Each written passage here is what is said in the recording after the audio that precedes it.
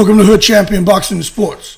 In boxing, you find a way to win or you find a way to lose. Let me tell you something, man. Terence Crawford may have just scored the biggest win of his boxing career by dethroning Canelo Alvarez, but with great victories come great consequences.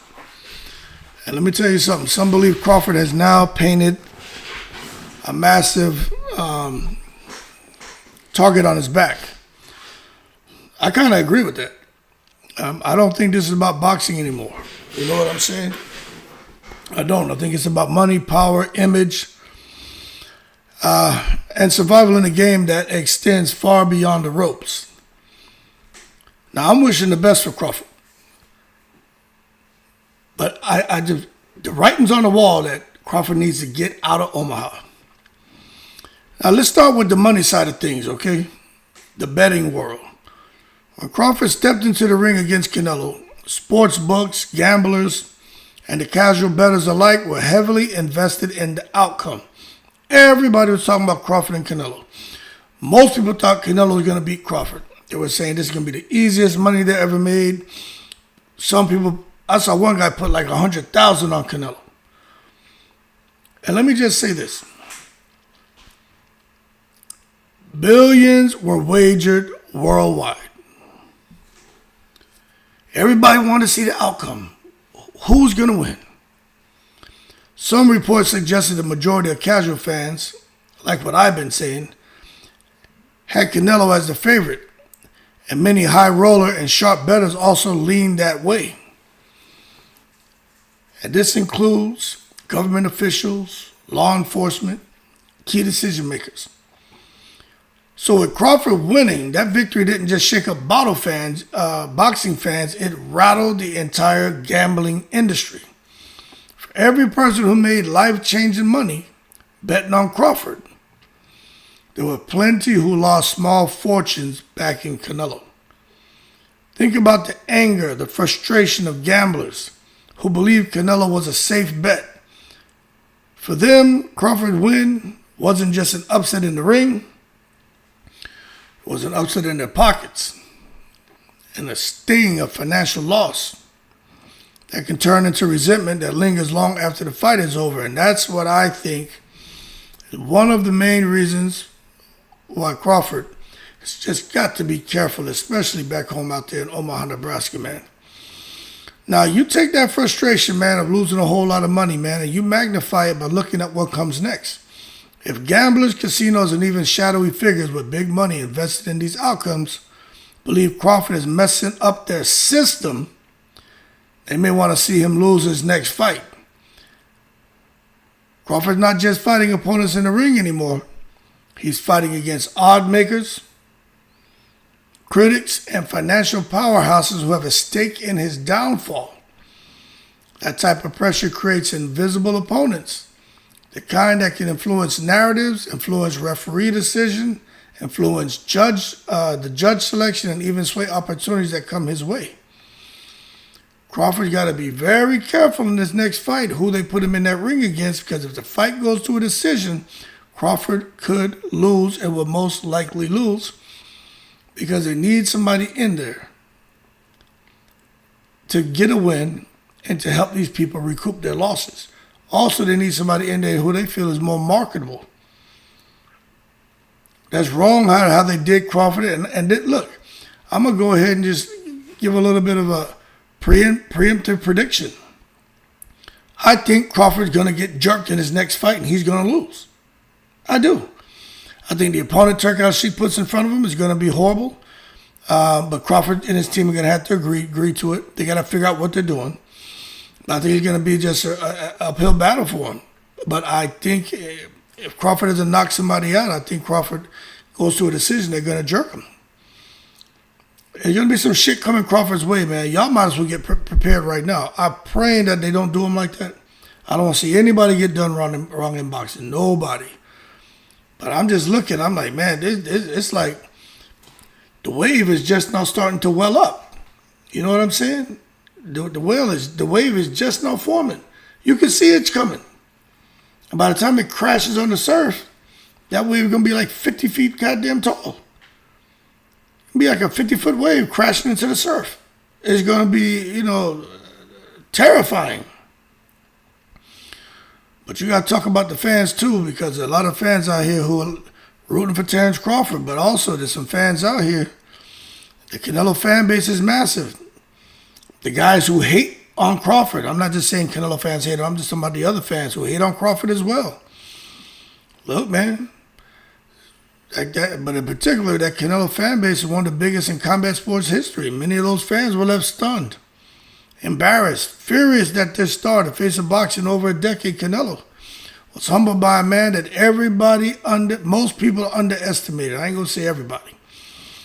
But when fans feel betrayed, they don't always handle it gracefully. And some of these fans wear uniforms. Some of these fans wear suits and ties. You know what I'm saying? Then you got the guys who are at home in their underwear, writing their names on the orange juice, still living at home with mommy and daddy. And then you got a lot of them who lash out on social media. Others dismiss Crawford's win as luck. Some outright claim the fight was fixed. The hostility can create a hostile environment for Terence Crawford, especially when you consider that boxing thrives on perception. If fans don't accept Crawford as the king, then he constantly fighting not only to win, but to prove that his victories are legitimate, even when the results are undeniable. But what if it goes beyond the fans not accepting Crawford as a king? What if you got certain people who can influence the decision? All of a sudden now, you got those people who don't want to accept Crawford as a king, and they're going to make sure that he's removed from that position. Y'all just got to understand, because y'all think I'm just talking about fans. No, there's more serious layers to this shit. They got people in positions of influence, from the law enforcement, government officials, even figures with political pull, who may not be happy about Crawford's new status. Then you got, all those people who are involved with boxing. Judges, referees, sanctioning bodies, the commission, promoters, key decision makers behind the scenes. Let me tell you something.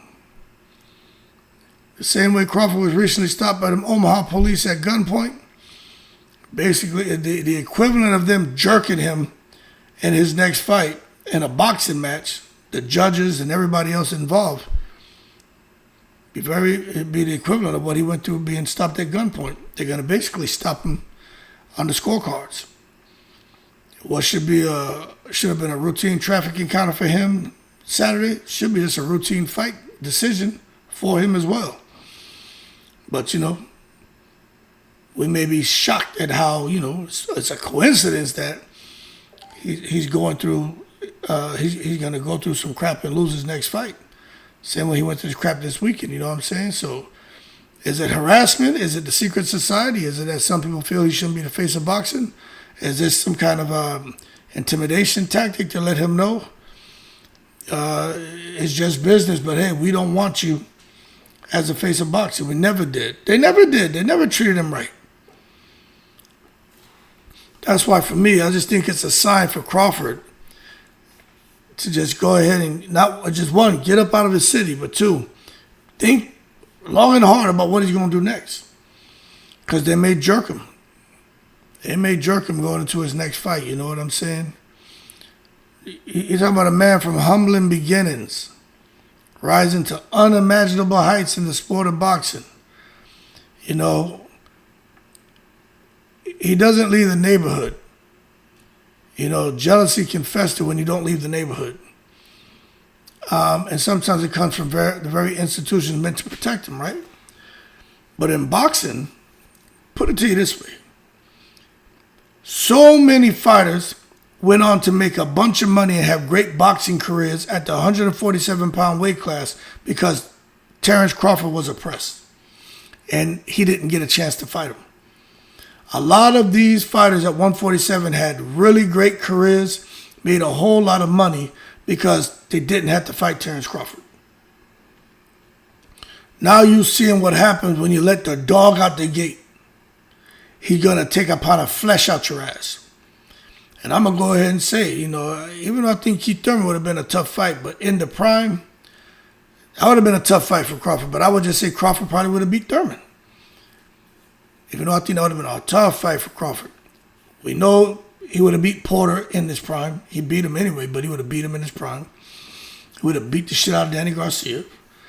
Earl Spence before the car accident. Crawford would have beat the shit out of him. Crawford would have beat everybody. Yeah, he got to Kelbrook, he got to Amir Khan, but he was trying to fight everybody in their primes, man. He would have killed Pacquiao. So when you look at that shit, you know what I'm saying? You gotta understand. Just like the cops in these different institutions outside the ring, who's supposed to protect Crawford? When it comes to boxing, there were institutions that were supposed to protect him. Top Rank didn't even protect him. They threw him to the wolves. But even Top Rank didn't let him go out there, and they couldn't. Bob Arum may want to put this money up for the other side of the street, all that bullshit. So Crawford he's never been protected. Never. Turki Al-Sheikh, I hope Turki Al-Sheikh does the right thing. But the way this shit is looking for me, I just have in my gut, something tell me that Crawford not gonna be treated fairly. Something tell me he gonna get jerked in his next fight. They don't want him there. Coming up with everybody, man. Crawford is always kind of off to the side and never getting the big opportunities. That's where they want to see him. They don't want to see him as a face of boxing. They want him to be back, kind of in his hole, or on the bench. They don't want to see him out there starting, the superstar, the big-time boxer.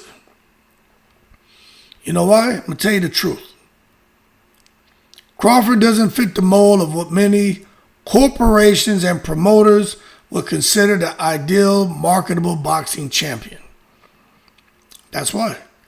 He's not flashy with his words. He's not the type to play into theatrics. He doesn't sell his soul for the cameras. He's a family man, soft-spoken outside the ring and brutally effective inside of it. But because he doesn't fit the commercial stereotype, the push against him can be much stronger.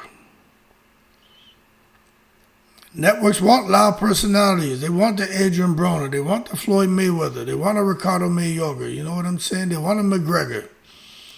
Brands want easily packaged superstars, and promoters want marketable drama. Eddie Hearn talks about this shit all the time. But Crawford's cut from a different cloth. And, ironically, that authenticity is what makes him dangerous to the establishment. Instead of being celebrated, it puts a target on his back. People in powerful positions sometimes want champions they can control, and Crawford has shown he's not one to bend. And Crawford, growing up in Omaha, Nebraska, was one that nobody could bend, police authorities and no one else.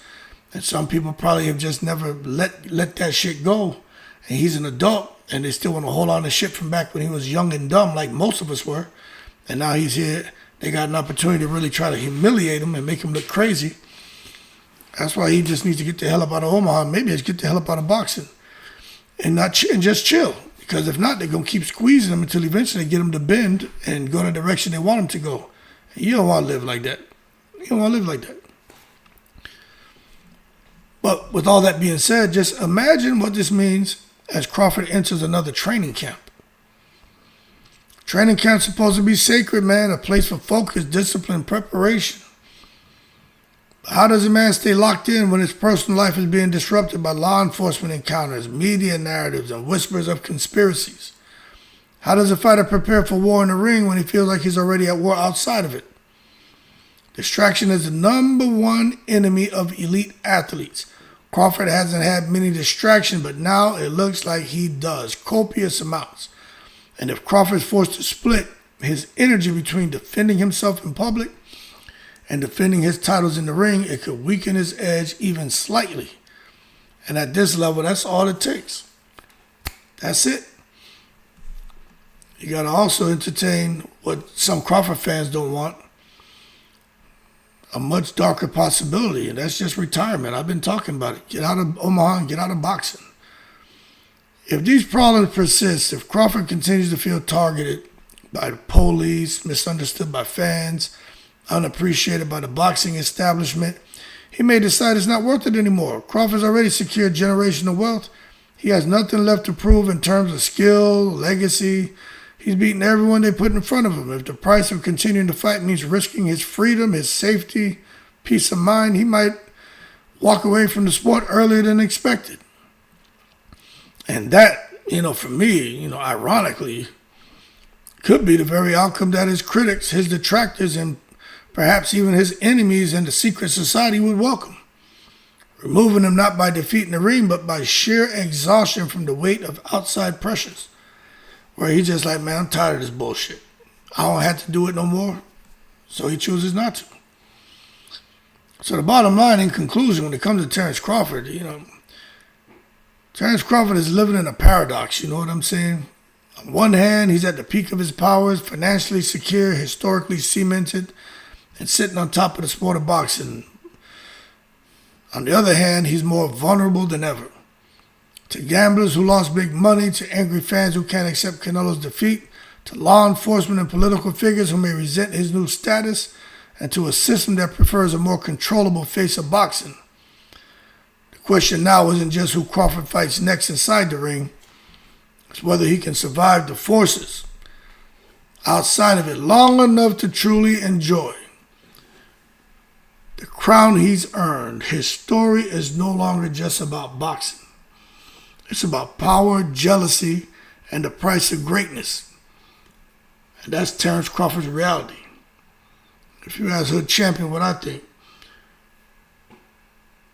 if Crawford's legacy and that undefeated record, if that's his crown jewel like it is for Mayweather, go ahead and bounce. You made your money. You're undefeated, retire. Nothing left to prove. Bomac said Crawford looked so good against Canelo.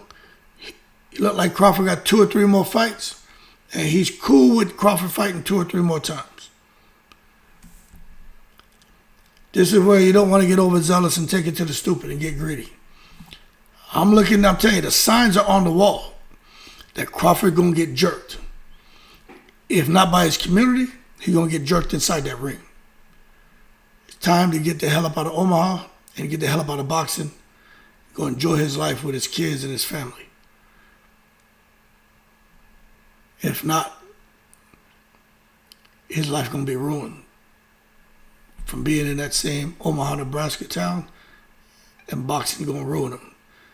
And he's not going to have a peace of mind the rest of his life because he's going to know that he got jerked because of the politics and the bullshit, because he's not a typical face of boxing, boxer to become the face of boxing. He's not the typical, he doesn't fit the mold.